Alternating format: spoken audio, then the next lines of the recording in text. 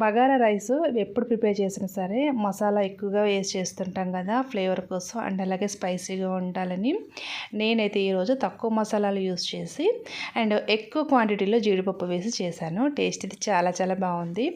ఈ బగారా రైస్లోకి ఎలాంటి గ్రేవీ కానీ కర్రీ కానీ లేకపోయినా సరే టేస్ట్ అయితే అద్దరిపోయిందండి.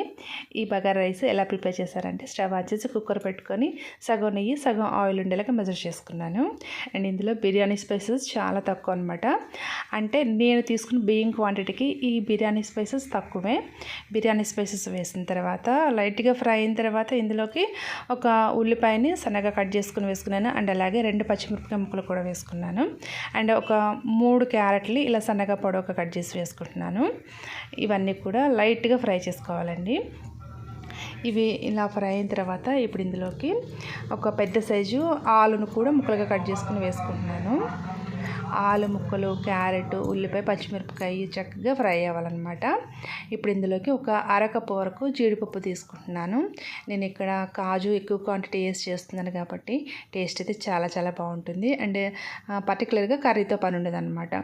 కాజు వేసిన తర్వాత ఒక 2-3 నిమిషాల పాటు ఫ్రై చేసుకొని నెక్స్ట్ ఒక 2 టమాటాలని ముక్కలుగా కట్ చేసుకుని వేసుకోవాలి. టమాటా ముక్కలు ఎక్కువ వేసుకున్నా సరే మళ్ళీ ఫ్లేవర్ మారిపోతుంది అనమాట. సో 2 వేసుకున్నాను.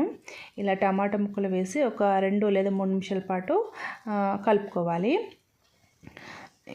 ఇదంతా కూడా చక్కగా మగ్గించేసుకోవాలండి. అప్పుడే మనకి రైస్ టేస్ట్ బాగుంటుంది అనమాట.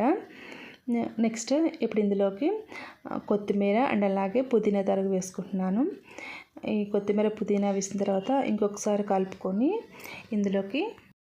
ఇప్పుడు ఇందులోకి ఫ్రెష్గా దంచిన అల్లం వెల్లుల్లి పేస్ట్ వేసుకోవాలి. అల్లం వెల్లుల్లి పేస్ట్ కూడా నేను చాలా తక్కువ వేసుకుంటున్నాను. తక్కువ మసాలాలతో ఈ రైస్ ప్రిపేర్ చేస్తాం కదా, పిల్లలైనా పెద్దలైనా హ్యాపీగా తినేసేయచ్చు.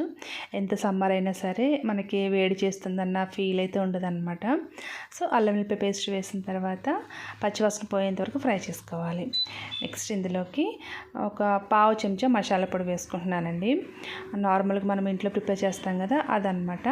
అండ్ అలాగే ఒక స్పూను పెరుగు వేసుకుంటున్నాను. పెరుగు ఫ్రెష్గా ఉంటేనే బాగుంటుందన్నమాట. పెరుగు వేసిన తర్వాత పెరుగు అంతా కూడా ఇందులోకి మిక్స్ అయ్యేలాగా కలుపుకోవాలి. లేదంటే తరకలాగా ఉంటుందన్నమాట.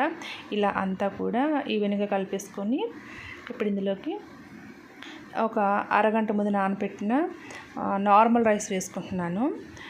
అంటే బాస్మతి రైస్తో కూడా చేసుకోవచ్చు, బట్ నేనైతే నార్మల్ రైస్తోనే చేసుకుంటున్నాను. ఈ రైస్ వేసిన తర్వాత ఒకసారి అంతా మిక్స్ చేసుకొని ఒక గ్లాసు బియ్యానికి 2 గ్లాసులు నీళ్ళు ఉండేలాగా మెజర్ చేసుకోవాలి. మీరు ఈ రైస్లోకి కావాలనుకుంటే పసుపు కూడా వేసుకోవచ్చండి, కలర్ఫుల్గా కావాలనుకుంటే, బట్ నేనైతే వేయలేదు. ఇలా ఒక గ్లాస్ బియ్యానికి 2 గ్లాసులు నీళ్ళు పోసిన తర్వాత కొంచెం కొత్తిమీర అండ్ అలాగే కొంచెం పుదీనా వేసుకున్నాను. అండ్ అలాగే సరిపడే సాల్ట్ కూడా వేసుకుని అంతా ఒకసారి మిక్స్ చేసుకొని మీడియం ఫ్లేమ్లో కుక్కర్ మూత పెట్టేసి 2 విజిల్స్ పెట్టుకున్నామంటే రైస్ అయితే చాలా బాగుంటుంది. ఒకవేళ మీరు బాస్మతి రైస్తో చేస్తున్నట్టయితే ఒక గ్లాస్ బియ్యానికి 1.5 గ్లాసు నీళ్ళు ఉండేలాగా మెజర్ చేసుకోవాలి. ఒక 2 విజిల్స్ తర్వాత ప్రెజర్ అంతా పోయిన తర్వాత కుక్కర్ మూత తీసి చూస్తే రైస్ అయితే చాలా చాలా పొడిగా ఉందండి. సో మరి ఈ వీడియో నచ్చితే లైక్ చేసి సబ్స్క్రైబ్ చేయండి.